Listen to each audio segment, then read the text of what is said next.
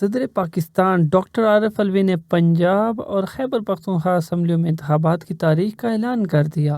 صدر عارف الوی نے 9 اپریل بروز اتوار پنجاب اور کے پی اسمبلی میں الیکشن کی تاریخ دے دی۔ صدر نے الیکشن ایکٹ 2017 کے سیکشن 57(1) کے تحت انتخابات کی تاریخ کا اعلان کیا۔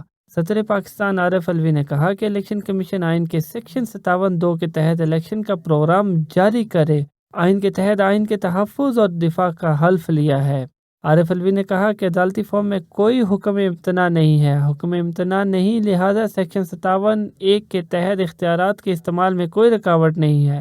آئین اور قانون 90 دن سے زائد کی تاخیر کی اجازت نہیں دیتا۔ آئین کی خلاف ورزی سے بچنے کے لیے اپنا آئینی قانونی فرض ادا کرنا ضروری سمجھتا ہوں۔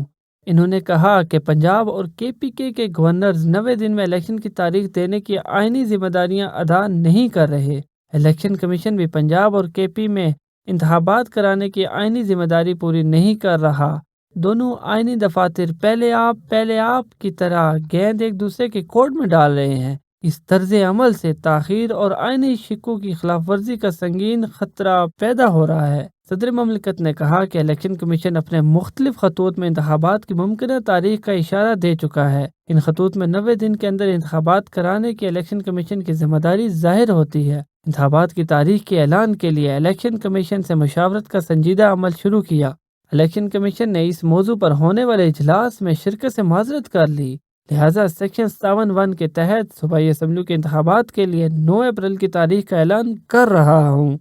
یاد رہے کہ صدر پاکستان عارف الوی نے انتخابات کی تاریخ کے اعلان کے لیے الیکشن کمیشن کو مشاورت کے لیے خط بھی لکھے تھے، تاہم الیکشن کمیشن نے صدر عارف الوی کی الیکشن کی تاریخ پر مشاورت کی تجویز مسترد کر دی۔